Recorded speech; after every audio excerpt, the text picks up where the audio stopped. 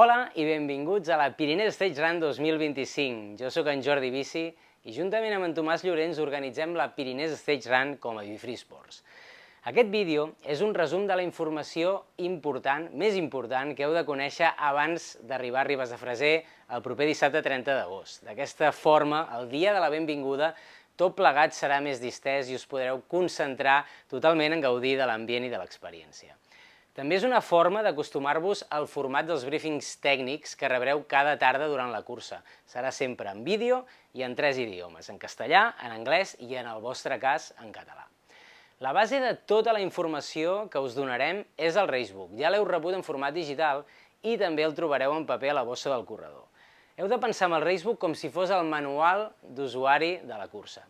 Allà hi trobareu tot el que cal saber. Mapes, perfils, logística, consells de nutrició, podologia o, per exemple, també el contingut dels avituallaments.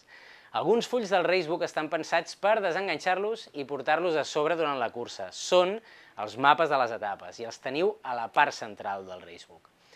En aquest vídeo us explicarem 3 blocs: comunicació, informació bàsica i reglament. Comencem per la comunicació. Durant la cursa hi ha 2 vies oficials de comunicació. La primera, com ha estat fins ara, és el correu electrònic.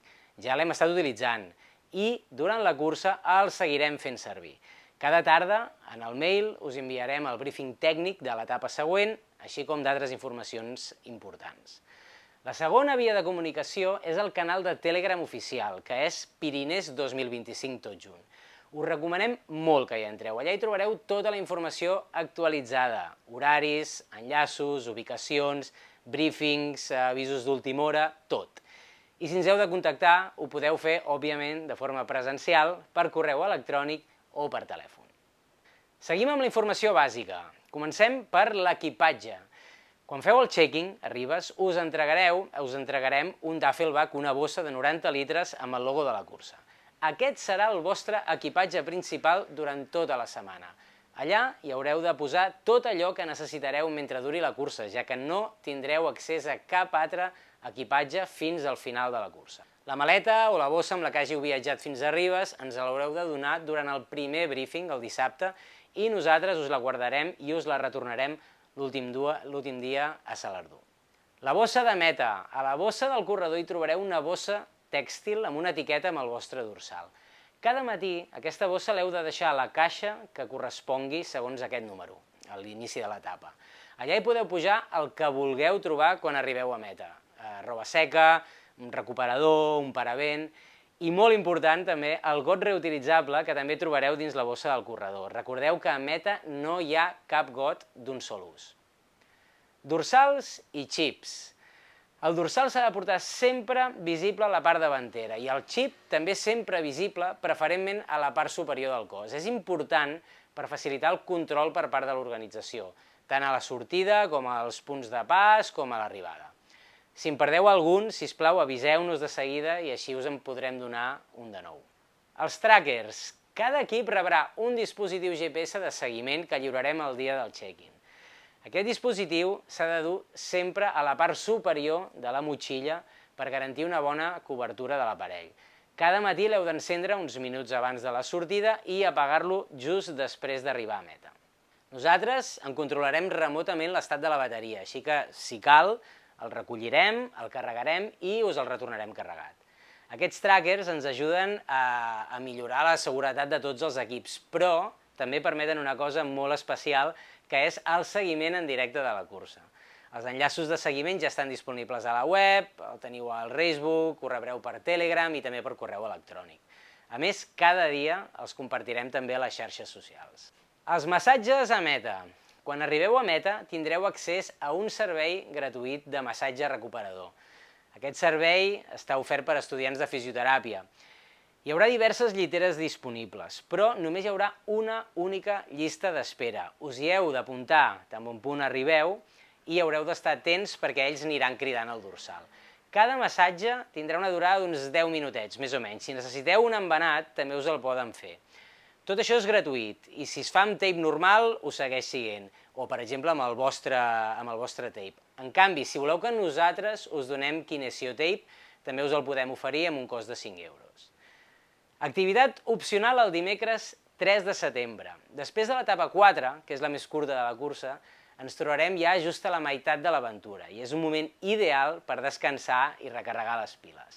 Us oferim dues opcions, si voleu. Una, anar a Caldea, que és el famós spa d'Andorra la Vella, o simplement gaudir de la ciutat pel vostre compte. El trasllat amb autobús des d'Arinsal fins a Andorra té un cost de 10 euros i el tiquet per entrar a Caldea pels corredors té un cost de 34 euros. Ja heu rebut tota aquesta informació per mailing, però us anirem informant durant la cursa de la logística. I res, ara ja us deixo amb en Tomàs, que us farà un resum del reglament de la cursa. Bé, jo sóc en Tomàs i jo us parlaré en aquesta part sobre el reglament de la PCR, així ens teniu una mica una idea sobre les 4 normes bàsiques de la cursa. I bé, la primera part és sobre la senyalització i el seguiment de la cursa.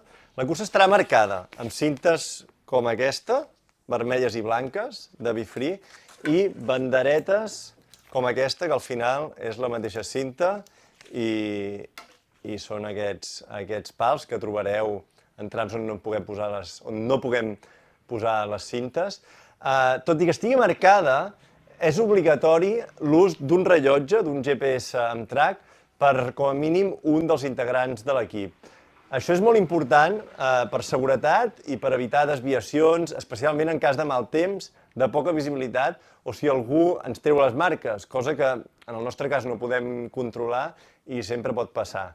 Per tant, obligatori el track en el rellotge, almenys un de vosaltres. Recordeu també que a banda de la cursa, que és obligatori, sempre que aneu a la muntanya val molt la pena portar el track de la ruta que voleu fer en el rellotge perquè, com hem dit, qualsevol desviació o mal temps us pot estalviar una mala estona. I per últim, sobre aquest tema de marcatge, comentar-vos que a l'etapa 4 li diem etapa aventura perquè serà una etapa sense marcatge. Només posarem algunes marques si ho creiem necessari en encreuaments o punts conflictius i, per tant, haureu d'utilitzar el rellotge en tot moment en aquesta segona etapa. La PCR és una cursa en equips de 2 o 3 persones. Això és per 2 motius. Primer, perquè realment una aventura així compartida creiem que és molt més divertida i molt més emocionant i que la viureu molt més. I en segon lloc, i el molt més important, perquè és una cursa molt alpina, d'alta muntanya i que passem molta estona a sobre de 2.000 metres, que és una zona ja força perillosa en cas de mal temps o en cas de qualsevol incidència. I a més, és una cursa en què hi ha poca gent, no és una cursa multitudinària, per tant, moltes vegades us trobareu sols a la muntanya. I és per això que, davant de qualsevol imprevist, com si caieu o si hi ha mal temps, tenir algú al costat sempre és molt important. Sobretot si no hi ha cobertura, cosa que passa en molts trams de la cursa. I això serveix tant per la cursa com quan sortiu a entrenar. Des de la nostra experiència us recomanem sempre anar acompanyats quan aneu a fer muntanya. I és per tots aquests motius que la PCR és en equip, perquè volem tenir la tranquil·litat de que no hi ha mai ningú sol a la muntanya. I simplement per acabar aquest punt, recordar-vos que, tal com diu el reglament, en els punts de control revisarem que els equips no estiguin separats per més de 2 minuts. El següent punt, avituallaments. Res, simplement dir que al Racebook i a la web hi ha una pàgina on trobareu tot el que hi ha a cada punt d'avituallament a cada etapa. Aquest punt és clau perquè us pugueu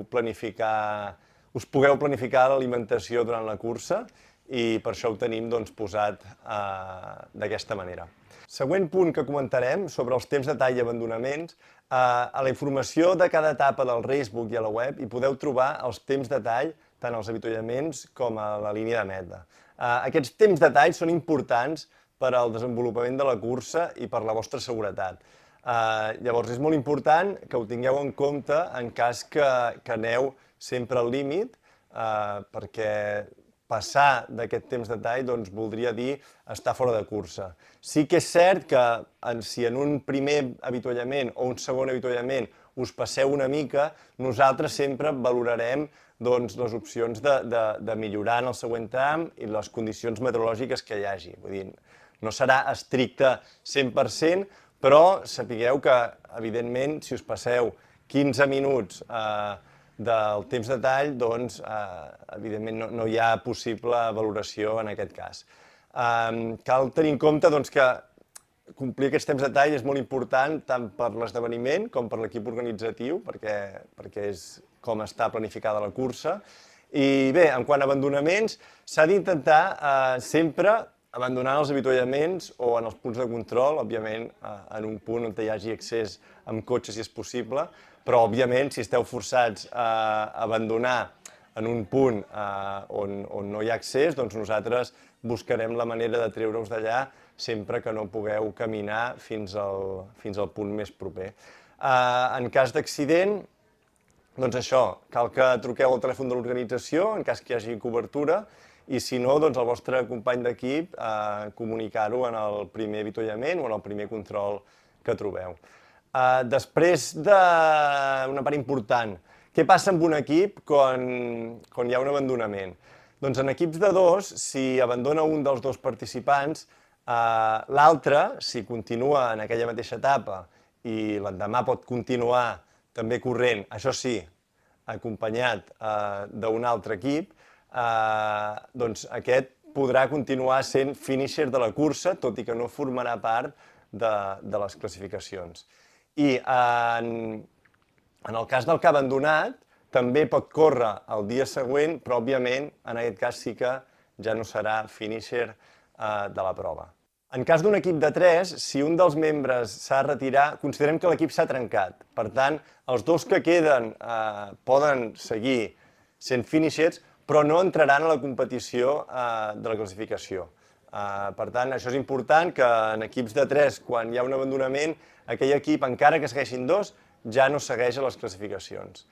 En quant a les categories, tenim 3 categories, equips masculins, equips femenins i equips mixtes, i per tant hi haurà podis de les 3 categories. Cada dia, després de cada etapa, farem aquesta cerimònia amb una medalla als integrants dels 3 primers classificats de cada categoria i, d'altra banda, a l'equip en primera posició de la classificació general li farem entrega del dorsal de líder que hauran de portar durant la següent etapa, juntament, òbviament, amb el seu dorsal.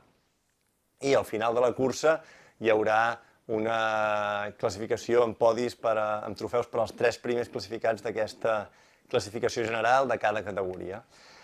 En quant al material obligatori, ja teniu una llista a la web i també al racebook d'aquest material i és important que el porteu el dia del check-in, quan veniu a recollir el dorsal, perquè nosaltres el puguem revisar i controlar que ho porteu tot.